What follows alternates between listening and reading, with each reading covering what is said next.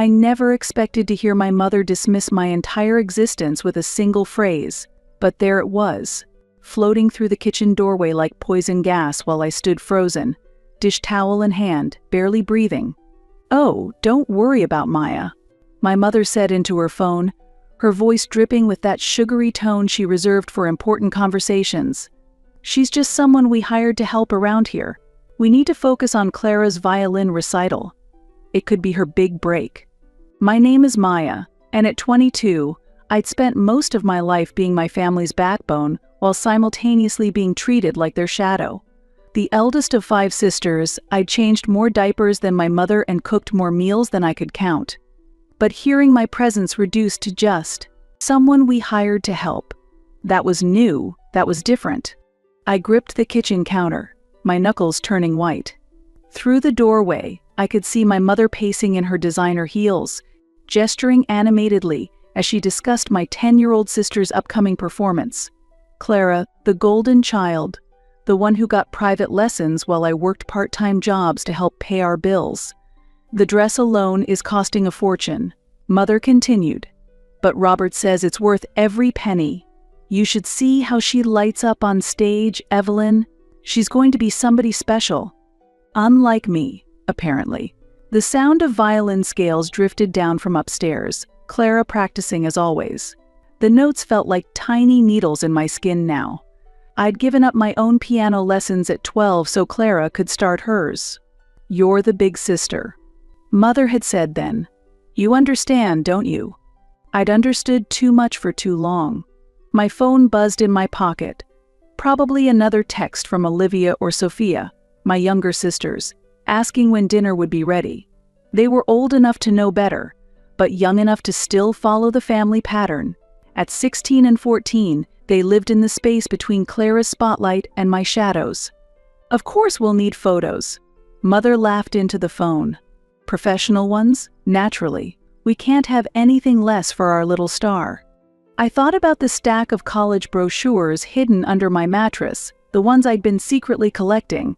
The acceptance letter from State University that arrived yesterday buried at the bottom of my sock drawer. The small savings account I'd built up over years of babysitting and weekend jobs, unknown to my parents. My father's heavy footsteps sounded on the front porch, home early from work, probably to take Clara to her practice session. I had about 30 seconds before he'd walk in expecting dinner to be ready. That's when I made my decision. I pulled out my phone and scrolled to a number I'd never dared to call before. My grandmother Eleanor's contact info, given to me years ago by my aunt at a family funeral. My mother had cut ties with her own mother long ago for reasons she never discussed. My fingers trembled as I typed. "Hi Grandma Eleanor, this is Maya. I know we've never met, but I need someone to talk to, someone who might understand." The kitchen timer beeped, reminding me about the casserole in the oven. Father's keys jingled when he was trying to unlock the door. Upstairs, Clara hit a wrong note and started the scale again. I hit send. Then I straightened my spine, pulled on my oven mitts, and prepared to serve another perfect family dinner. Maybe one of my last, because in that moment I knew I wasn't just someone they hired for help. And soon they'd all understand exactly what that meant. My phone vibrated almost immediately with a response, but I couldn't check it yet. I had to get through this dinner first, to keep playing my part. But for the first time in years, I felt something dangerous and wonderful unfurling in my chest. Hope.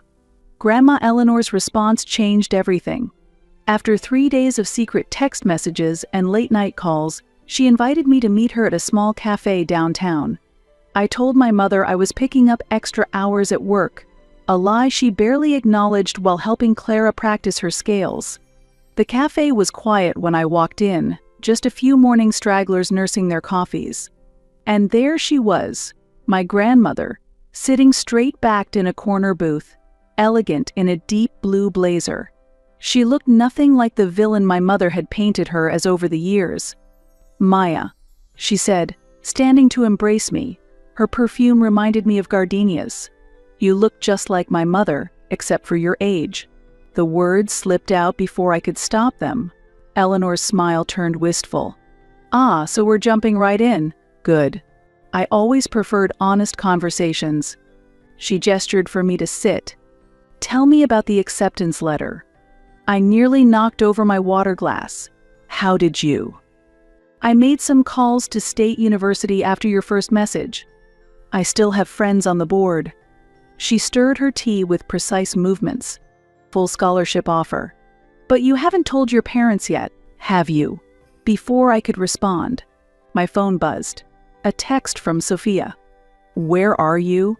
Mom's freaking out. Clara's dress fitting got moved up. "Let me guess," Eleanor said, watching my face. "Family emergency." I showed her the text. Another one came through. "She's threatening to take away Clara's violin time if you don't show up." Classic Marjorie. Eleanor murmured, using one child to control another. "I should go," I said while grabbing for my purse. "I can't let Clara lose her practice time. She has that recital coming up." "Sit down, Maya." Eleanor's voice was gentle but firm. "Let's talk about what you want for once." My phone kept buzzing. I turned it face down on the table. "I can help you," she continued. "Not just with college. I can help you build a life that's yours." She reached into her bag and pulled out an envelope. "This is for you, a trust fund I set up when you were born. Your mother never knew about it." My hands shook as I opened it. The number on the statement made my vision blur. "But why?" "Because I saw this coming," she said simply. "I saw how Marjorie was already playing favorites with you girls. History repeating itself." She took a sip of tea. "She did the same thing to your Aunt Catherine before cutting me out of her life." I had an aunt? Mother had never mentioned a sister.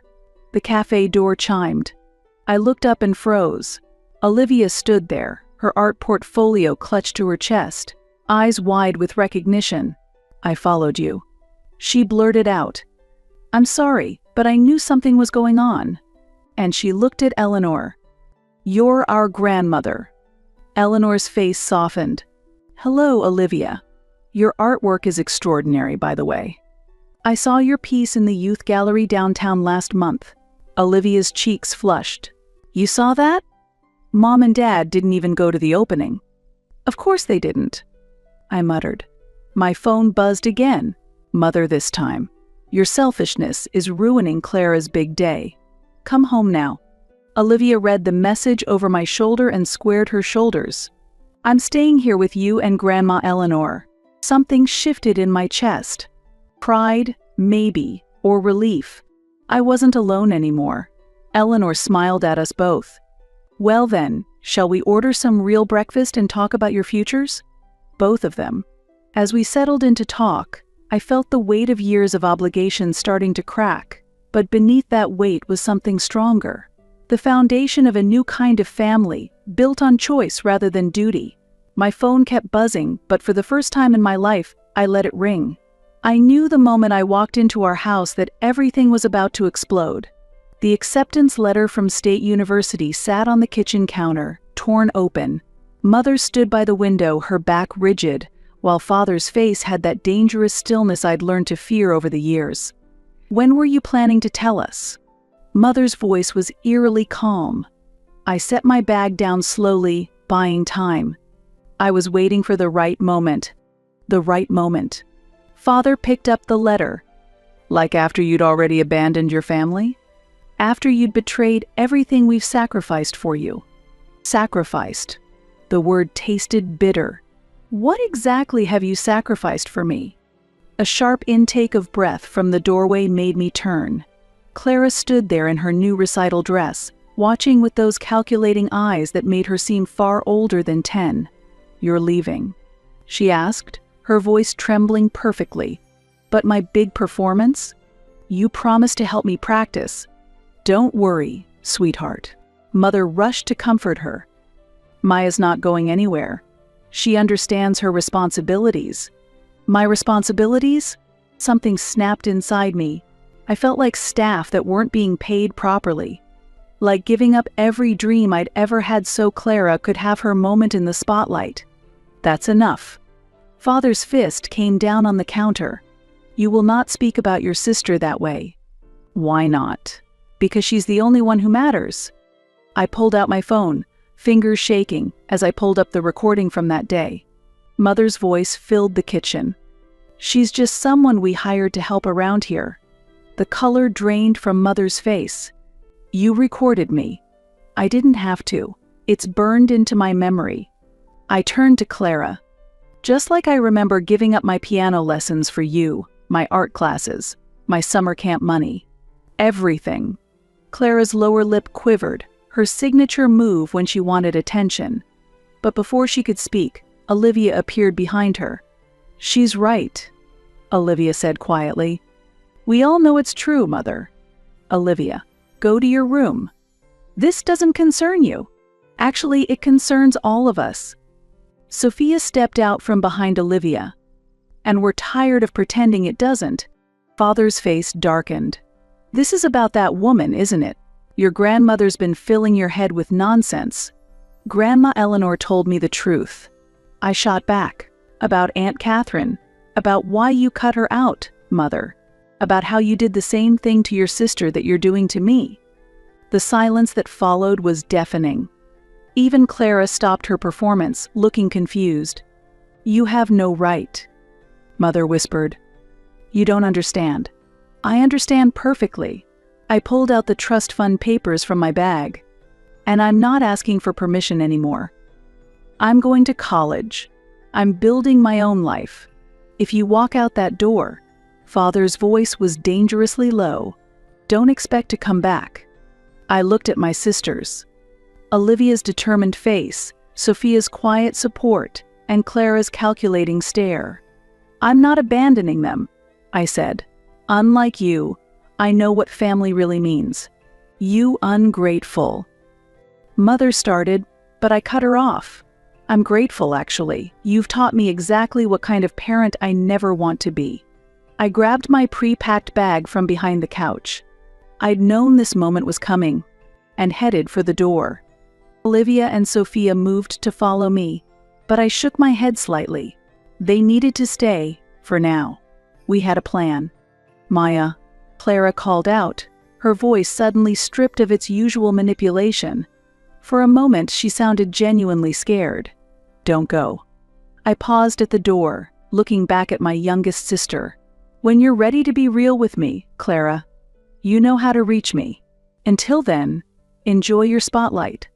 The door closed behind me with a quiet click, but it might as well have been a thunderclap. As I walked to the car where Grandma Eleanor waited, I could hear Mother's sobs and Father's angry voice, but for the first time in my life, those sounds didn't control me. I was finally writing my own story. College should have felt like freedom. Instead, my dorm room walls seemed to close in a little more each day. 3 months into my first semester, and the silence from home was deafening, broken only by secret late-night calls with Olivia and Sophia. They've hired a new housekeeper, Olivia whispered during one such call. Mother keeps introducing her as part of the family. You should see the way she looks at your old photos when she says it. I pressed my forehead against the cool window glass, watching students cross the quad below. And Clara's still playing the perfect daughter, but Olivia hesitated. Something's different. She keeps asking about you when Mother and Father aren't around. A knock at my door made me jump. I have to go, I whispered, ending the call. It was my roommate, Katie, holding up 2 coffee cups like peace offerings. Your grandmother's downstairs. I hadn't expected Eleanor today. When I reached the lobby, she was examining the bulletin board with a frown. These student activities are dreadfully dull, she said by way of greeting. Get your coat. We're having lunch off campus at that restaurant. She waited until our food arrived before dropping her bomb. Your mother came to see me yesterday. My fork clattered against the plate. What? What did she want? To know if I was funding your education. Eleanor's eyes were sharp. She's been asking questions about your Aunt Catherine too. Did you tell her anything she doesn't already know deep down? Eleanor sipped her water. But that's not why I'm here. Your sister Sophia called me this morning. My heart stopped. Is she okay? Fine. But Clara's violin recital is next week. the one you helped her prepare for, before. She let the words hang. Before I abandoned them. The bitterness in my voice surprised even me. Before you chose yourself. Eleanor corrected. But now Clara's refusing to perform. Says, it doesn't feel right without you there. I laughed harshly. Another manipulation. She's probably just nervous. And she's been sleeping in your bed. Eleanor's words cut through my defenses. Sophia found her there last night, clutching your old music books. The image hit me like a physical blow. I remembered finding Clara doing the same thing after our Aunt Catherine had left, though I hadn't known then who Catherine was or why she disappeared. My phone buzzed. A text from an unknown number. I know I'm supposed to hate you now, but I keep messing up the middle section, and you're the only one who knows how to fix it. See, she's just a child, Eleanor said softly. A child who's realizing that being the favorite comes with its own kind of prison. Don't. I stood up abruptly. Don't make me feel guilty for finally breaking free. Guilt. Eleanor raised an eyebrow. No, dear, I'm suggesting you have power now. Real power. The question is, what will you do with it? Another text came through, this time from Olivia. Mother's talking about sending Clara to boarding school if she doesn't snap out of it. Please help. The familiar urge to rescue, to fix everything, rose up in my chest, but underneath it was something new. A realization that helping didn't have to mean surrendering. I need to think, I told Eleanor. She nodded, understanding in her eyes. Just remember, revenge might feel good, but liberation is better. For everyone. Back in my dorm room, I stared at Clara's text for a long time before finally responding. The middle section isn't the problem. You're playing it perfectly, but perfect isn't the same as real. Then I opened my laptop and bought a ticket to the recital. Not because they needed me, but because I needed to prove to myself, most of all, that I could walk back into that house on my own terms. This time I wouldn't be the help. I'd be the hurricane. Clara's recital was in full swing when I slipped into the back of the auditorium. She sat at the grand violin, her white dress gleaming under the spotlight, but something was off. Her usually perfect posture was rigid, her movements mechanical. Then I saw why. Mother stood in the wings, mouthing along to every note, conducting our sister's performance like a puppet master. I hadn't planned to come backstage afterward, but Olivia grabbed my arm during the applause. This way. She led me through the familiar hallways of the music school where I'd spent countless hours practicing with Clara. Voices echoed from the green room, Mother's shrill tone cutting through the walls. That was sloppy, Clara. What happened to the middle section? We practiced it 100 times. I'm sorry, Sorry doesn't win competitions. Sorry doesn't get you into the Juilliard Youth Program. Do you want to end up like Maya? I stepped into the doorway, Olivia close behind. Like me? You mean independent? College educated. Mother spun around, her face draining of color. Clara sat on the violin bench, looking smaller than I'd ever seen her. You have no right to be here, Mother hissed. Actually, I do. I pulled out my old student ID.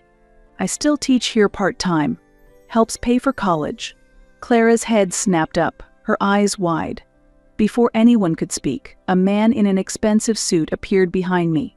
Miss Harrington? I'm Miles Donovan from the Juilliard Selection Committee. I was hoping to discuss your sister's performance. Mother's expression shifted instantly to her society smile. Of course, Clara would be honored. Actually, Miles cut in smoothly. I was hoping to speak with Maya. Your teaching reputation precedes you. The silence that followed was delicious. I felt Mother's world tilting as Miles continued. Several of your students have been accepted to our program. Your methods are unconventional, but effective. She's not Clara's teacher. Mother snapped. She's nobody. That's where you're wrong. Olivia stepped forward. Maya's been teaching Clara for months, through video calls, late at night. Why do you think she suddenly started playing with actual emotion instead of just technical precision? Mother turned to Clara, who seemed to shrink further into herself. Is this true? Before Clara could answer, Miles spoke again. Mrs. Harrington, we look not just for technical perfection. We want students who understand music, who feel it, like your daughter demonstrated today, in the middle section particularly. I caught Clara's eye, seeing the ghost of a smile at our private joke about that middle section. But Mother wasn't finished. This is ridiculous. Maya abandoned this family. She has no right to interfere with Clara's future. Actually, a new voice joined in, Grandmother Eleanor, elegant as ever in her signature blue. Maya has every right, especially since she's just been appointed to our family's seat on the music school's board of directors. Mother's face went from white to red. You can't. I can, and I did. Eleanor's voice was steel wrapped in silk. It's time for changes, Marjorie, starting with how we define family. Clara suddenly stood up, her small hands balled into fists. I don't want to go to Juilliard. The room froze. I don't want to play violin anymore. Not like this. She looked at me, tears in her eyes. I want to be real, like you said. Mother reached for her, but Clara stepped back, closer to me. The movement was small, but its meaning was seismic. Well, Miles said into the tension, I think I have what I need. He handed me his card. Call my office on Monday. We should discuss your teaching methods further. As he left, I felt the ground shifting beneath my feet. This wasn't the revenge I'd imagined. It was something more powerful. The truth, finally breaking through years of carefully maintained facades. Mother stood there, her perfect world crumbling, while Clara reached for my hand. The hurricane had arrived, but it wasn't destroying everything in its path. It was clearing the air. The wedding invitations sat on my desk like ticking bombs. 6 cream-colored envelopes, each addressed in the calligraphy Grandmother Eleanor had insisted upon. My hand shook as I reached for the one marked. Mr. and Mrs. Robert Harrington. You don't have to send them, Miles said from the doorway of our apartment. No one would blame you. I sealed the envelope instead of answering. 3 years had passed since Clara's recital, since everything changed. Or maybe nothing had changed at all.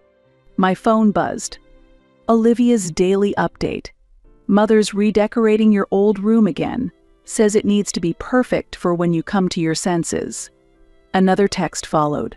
Clara asked if she could be your flower girl. Mother threw a fit. The doorbell rang before I could respond. Eleanor stood there, looking unusually pale.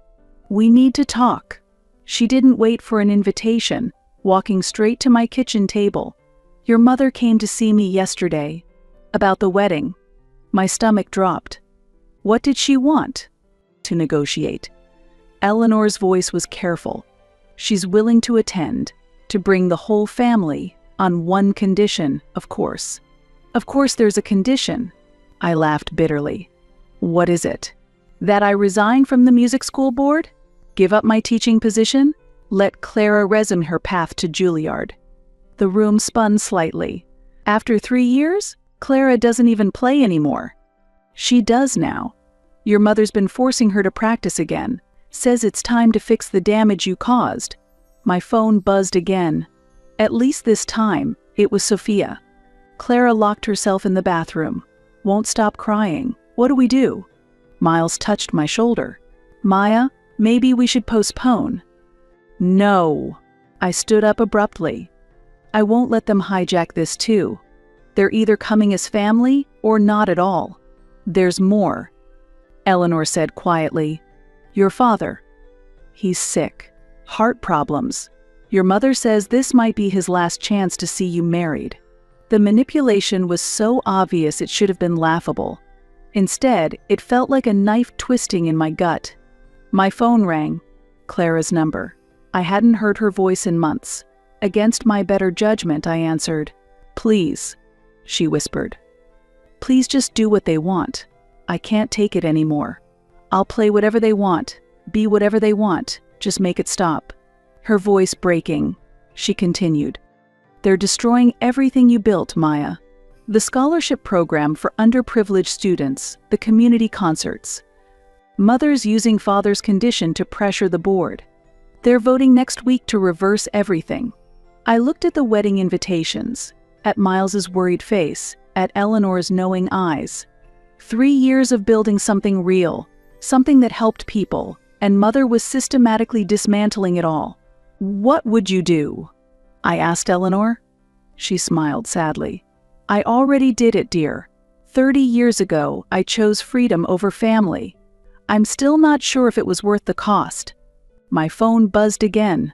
A photo from Olivia. Clara at the violin. Her face blank, Mother standing over her with that familiar controlling smile. Behind them, barely visible, was Father in his armchair, looking thinner than I remembered. "The invitations go out tomorrow," I said finally, "as planned." "And the board position?" Eleanor asked. I reached for my laptop, pulled up my resignation letter. The one I'd drafted weeks ago, sensing this moment would come. One click, and I could end this. Buy peace for my sisters, maybe even reconciliation with my parents. Instead, I closed the laptop. Tell Mother she can come to the wedding or not. Her choice. But I'm done letting her choices control my life. As Eleanor left, another text came through from Clara. "I hate you for leaving me here, and I hate myself for wishing I was brave enough to do the same." I stared at the message until the screen went dark, reflecting my face, and behind it, the empty chairs where family should have been. The call came during my morning class. Grandmother Eleanor, gone in her sleep. "Peaceful," they said. As if that made it better, as if anything could make it better. I wasn't prepared for what waited at the lawyer's office. My entire family arranged like players on a chessboard. Mother and Father by the window, Olivia and Sophia huddled together on a leather couch, and Clara perched on the edge of a chair, watching me with those calculating eyes. "Now that we're all here." The lawyer began, but Mother cut him off. "Is this really necessary? Surely any arrangements can be handled by immediate family." I am immediate family," I said quietly. "More immediate than you've been for years." The lawyer cleared his throat. "Mrs. Harrington, your mother was very specific about this meeting. Everyone must be present for the reading." He pulled out a thick envelope. "The bulk of the estate goes to Maya." The room temperature dropped 10 degrees. "Including control of the family's educational trust and music school board positions." He paused. "With one condition, of course." There was a condition. There was always a condition. "The inheritance is contingent upon Maya establishing a new scholarship program for siblings separated by family estrangement." Mother's laugh was brittle. "How appropriate."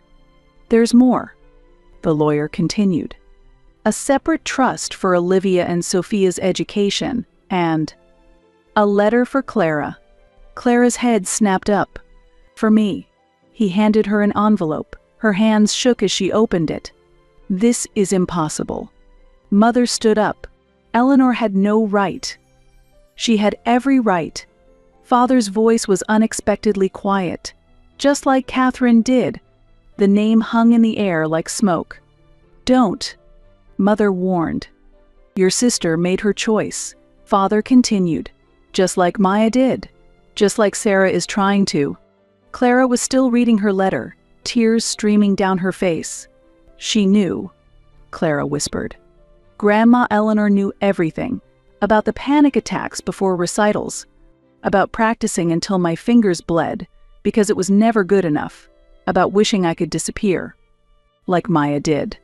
"Clara, that's enough." Mother started. "No, it's not." Clara stood up, the letter clutched to her chest. "She left me money too, but not for Juilliard. For therapy." The silence that followed was deafening. "This ends now," I said, standing to face Mother. "The manipulation, the control, the turning us against each other. It ends today. You have no right. I have every right, and now I have the power to back it up." I turned to my sisters. "Olivia, Sophia, you're coming to live with me and Miles. We've already arranged transfers to schools near us." Mother went pale. "You can't." "Actually, she can. the lawyer interjected. The educational trust gives her full guardianship rights. And Clara. Mother's voice was dangerous now. I looked at my youngest sister, really looked at her.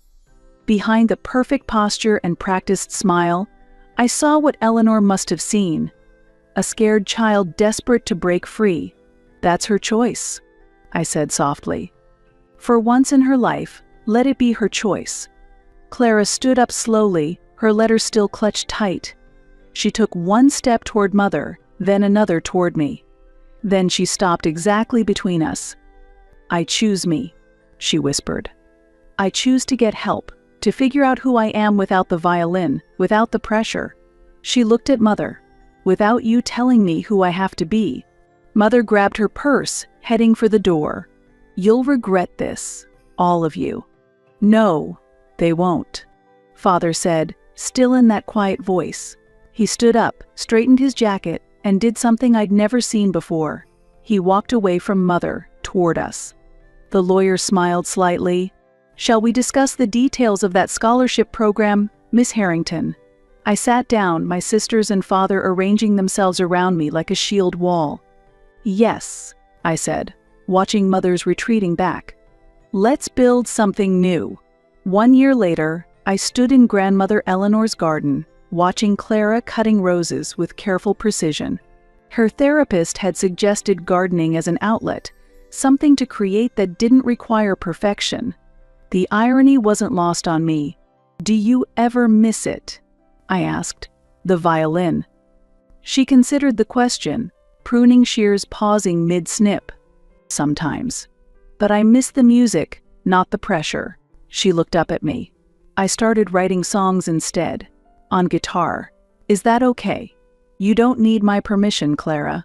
I know, but I want your opinion, sister to sister, not teacher to student.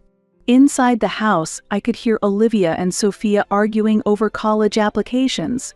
Father's voice drifted out, mediating their debate with the patience he'd finally found after leaving Mother.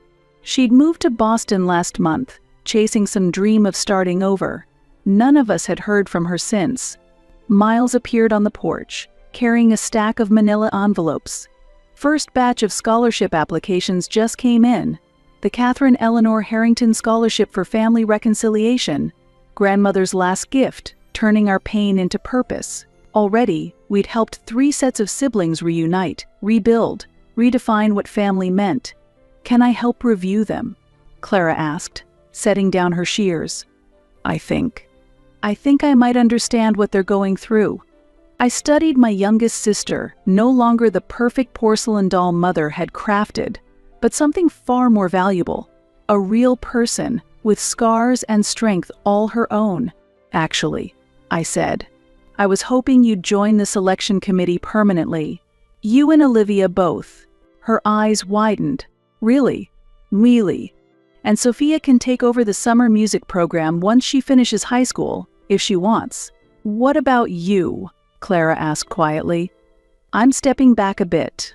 Miles and I are thinking about starting a family of our own. The words hung in the air between us, heavy with possibility and fear. Would I become like Mother? Would history repeat itself? Clara must have read my thoughts. You're not her, she said firmly. You never were. Inside, Olivia had started playing something on the old upright piano we'd rescued from storage. Not classical, but something. Something original, wild and free and imperfect. Sophia's voice joined in, followed by Father's surprised laugh. I found Mother's diary, Clara said suddenly. From when she was my age. She wanted to be a singer, did you know that? But her parents said no, said it wasn't proper for a Harrington. I hadn't known that. It explained so much, yet changed nothing. She sent me a text last week, Clara continued. Asked if I'd come visit her in Boston. Just me, my hands clenched involuntarily. What did you say? I told her I'd think about it, but only if you came with me. She met my eyes. We either healed together or not at all. Miles stepped off the porch, applications tucked under his arm. First committee meeting starts in 10 minutes. You two ready? I looked at my sister, really looked at her. At the dirt under her fingernails, the sun on her face, the quiet confidence that had replaced her desperate need to please. Then at the house behind us, filled with the messy, beautiful sound of family being redefined. "Almost," I said. "Clara, help me with one last rose bush. Grandma Eleanor always said gardens need both roots and new growth to thrive." She picked up her shears, a small smile playing at her lips. "Like families. Like families." Together we turned back to the garden, cutting away dead wood to make room for fresh blooms. Behind us, Olivia's music drifted through the open windows, carrying the sound of possibility on the summer breeze. Not an ending, exactly, more like a new beginning, rooted in truth instead of pretense, in love instead of obligation, in the kind of strength that comes from being broken and rebuilding together, just the way Grandma Eleanor would have wanted it.